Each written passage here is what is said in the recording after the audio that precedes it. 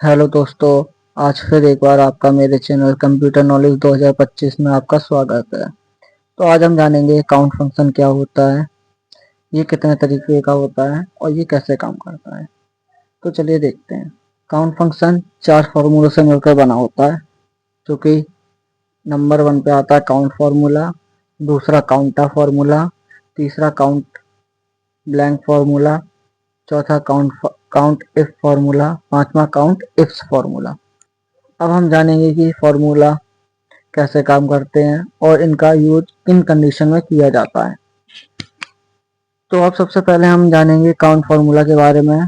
तो चलिए देखते हैं काउंट फार्मूला कैसे काम करता है और इसकी क्या डेफिनेशन होती है।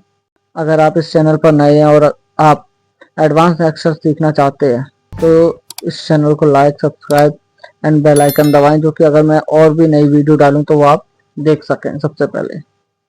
तो चलिए अब देखते हैं काउंट फार्मूला की डेफिनेशन। काउंट फार्मूला का यूज हम नंबर वैल्यू काउंट करने के लिए करते हैं। जिस किसी सेल में नंबर वैल्यू होगी तो उसे एक काउंट करेगा। तो चलिए देखते हैं अब इसे यूज कैसे करते हैं। अब हम जानेंगे काउंट फार्मूला के बारे में। जैसे कि ये टेबल है, इसमें ये स्टूडेंट नेम है, जैसे name 1, name 2, name 3, name 4, name 5, 8 तक है। ठीक है, और इनके ये मार्क्स हैं। और जैसे ये ए है, इनका मतलब है ये एब्सेंट है। ठीक है, तो हम इधर काउंट फार्मूला लगाएंगे। काउंट फार्मूला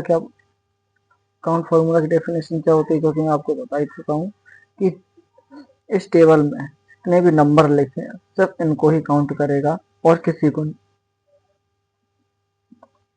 चलो देखते हैं फार्मूला लगा के। COUNT काउंट, टैब दबा के नेक्स्ट स्टेप पर आएंगे, जिसमें लिखा हुआ है वैल्यू 1। वैल्यू 1 में हम अपनी ये रेंज सेलेक्ट करते हैं and bracket close, enter.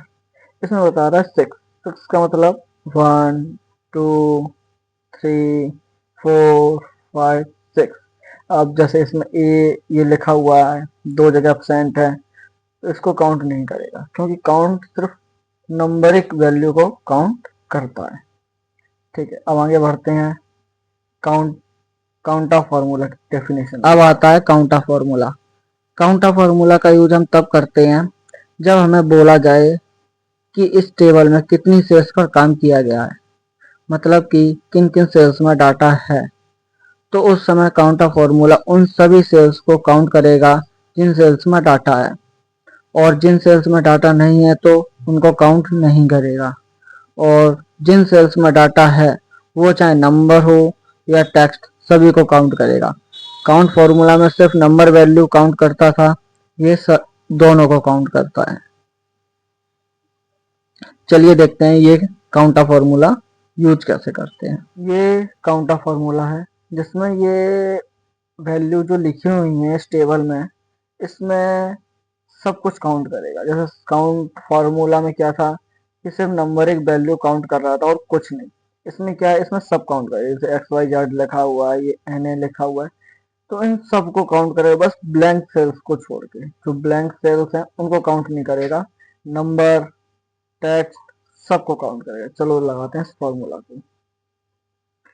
काउंटा tab दबा के ऐसे नेक्स्ट स्टेप पर आएंगे और टेबल अपनी सेलेक्ट करते हैं हम, और ब्रैकेट क्लोज, एंटर। इसमें बोला 6 कैसे, 1 2 3 4 5 6। मतलब नंबर हो चाहे नंबर, टेबल में कुछ भी लिखा होना चाहिए, कुछ भी। जैसे इसमें मैं लिखता हूँ, सॉरी, इसमें लिखता हूँ 12, ये देखो 7 हो गया वहाँ पे। इसमें लिखा मैंने ABCD, जो कुछ भी ए, इसमें जैसे कि लिखा ABAS। ठीक है, तो ये भी 7 बता रहे हैं। कुछ भी लिखा हो उन सबको ये काउंट करेगा। अब बढ़ते हैं काउंट ब्लैंक फार्मूला की डेफिनेशन की तरफ। अब आता है count blank formula. Count blank formula का यूज किसी टेबल में ब्लैंक सेल्स को काउंट करने के लिए किया जाता है। अब देखते हैं कि इसका यूज कैसे करते हैं। ये है count blank formula. Count blank formula क्या करता है, जैसे कि ये वही टेबल है काउंट वाली। ठीक है, इसमें ये स्टूडेंट के नाम है एंड जो एब्सेंट है उनमें कुछ नहीं लिख रखा है ना, ठीक है, ब्लैंक है वो सेल्स। तो अब इसमें हमें काउंट करना है कि कितनी सेल्स ब्लैंक है, यानी कितने लोग नहीं आए हैं, एब्सेंट थे, यानी जो कुछ भी कितने लोग नहीं आए हैं। तो उसके लिए हम लगाएंगे COUNT काउंट ब्लैंक, ये काउंट ब्लैंक फॉर्मूला। अपनी रेंज सेलेक्ट करेंगे हम, जो हमारी रेंज है, और ब्रैकेट क्लोज, एंटर। इसमें बोल रहा है कि दो लोग एब्सेंट हैं, दो कौन कौन से, एक ये और एक ये, ठीक है। अब बढ़ते हैं हम काउंट इफ। अब आता है count if formula. Count if formula का यूज हम किसी भी टेबल में कुछ भी काउंट करना हो और उसे कोई कंडीशन दी गई हो, तो उस समय काउंट इफ फॉर्मूला का यूज करते हैं। आइए देखते हैं इसका यूज कैसे करते हैं। ये है count if formula. Count if formula क्या करता है कि कंडीशन के हिसाब से काम करता है। इसमें क्या कंडीशन दी गई है कि इस टेबल में कीबोर्ड कितनी बार है, ठीक है, ये कीबोर्ड है, वो कितनी बार दिया गया है, ठीक है। तो उसके लिए हम फॉर्मूला लगाएंगे is equal to count if.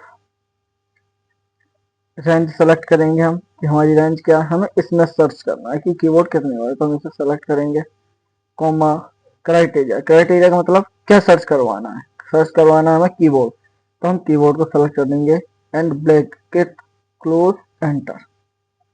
बोल रहा है कि कीबोर्ड 4 बार है, तो हमें सर्च करना है माउस कितनी बार है। माउस हमारा 3 बार है। मॉनिटर कितनी बार है, मॉनिटर हमारा 2 बार है ना। तो हम ऐसे कुछ भी लिख सकते हैं, जैसे प्रिंटर, प्रिंटर हमारा 1 बार है। तो हम फॉर्मूला लगा दिया। अब इसमें हमें अपने आप सर्च करके बताएगा, हमें बस लिखना है क्या सर्च करवाना है वो लिखना, वो ऑटोमेटिक इस टेबल में देखेगा कि ये चीज इसमें कितने बार है, तो उसका रिजल्ट देगा। अब इसमें क्या है, रीजन वाइज, रीजन के हिसाब से हमें सर्च करना है। तो ईस्ट रीजन कितनी बार है इस टेबल में, तो उसके लिए हम फिर लगाएंगे काउंट ए फॉर्मूला, ठीक है, सॉरी।